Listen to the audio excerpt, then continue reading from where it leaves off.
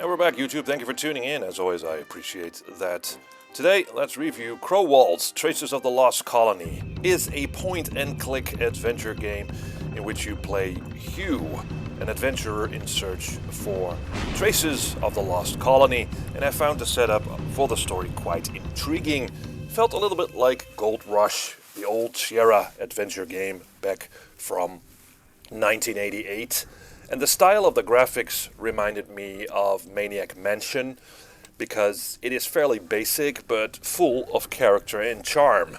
Also, it takes notes from the Monkey Island games, because there are pirates in this game as well. So it borrows a lot from these older games. There are some nice music tunes as well, and some good sound effects, but no spoken dialogue, which is fine. I mean, the older games didn't have voices either. For anyone who has played a point-and-click adventure game in the past or the present, the gameplay feels very familiar. With the mouse you point where you want to walk, and by a press of the spacebar you can highlight things in the environment that you can pick up or interact with, which is convenient. It's one of those modernizations of the genre that is very welcome. So there's no pixel hunting, something that the old games were plagued with. Now, the game does offer some more modernizations, like a useful diary option to track your quests, and there are also branching dialogue options with characters. Now, here lies the problem with the game. You will run into characters, and a character can help you on your quest, but needs something in return, an item or something. And he will ask you to do that, but you have to go to another character. So you go to that other character and talk to that character, and yes, well, you can guess it, this character also needs something done. So what you get is this string of errands that you need to run for characters in the game, and that becomes very formalistic, which does also become very repetitive. It is also less rewarding, because there's also a fine line in adventure games where you solve a puzzle and you get a certain payoff.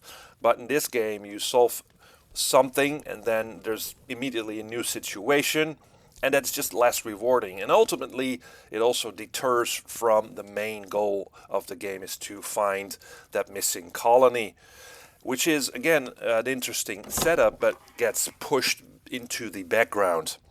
Fortunately, the puzzles are fairly logical, mostly inventory based, which means that you'll be using items from your inventory with things, interactive bits in the environments, and sometimes you need to combine items to create a new one that you can use again in the environments to solve a certain situation or a puzzle. Also some mini games that serve as a nice distraction from the pointing and clicking. It's never too difficult, this game. I mean, there are only so many characters and so many locations, so it doesn't really shower you with all kinds of items. And again, there's no moon logic that you never know what you need to be doing next, and the puzzles are completely whack and just out of this world. So it is fairly doable. So the bottom line here, this could have been great. This could have been great, but falls short from being an interesting game for seasoned adventurers. Although I can see this being an entry point for newcomers to the genre. It has charm, it's not too taxing, it doesn't take you long to finish, and it's not expensive. So yeah, that's what I think of Crowalt, Traces of the Lost Colony. Let me know what you think, and see you in the next video.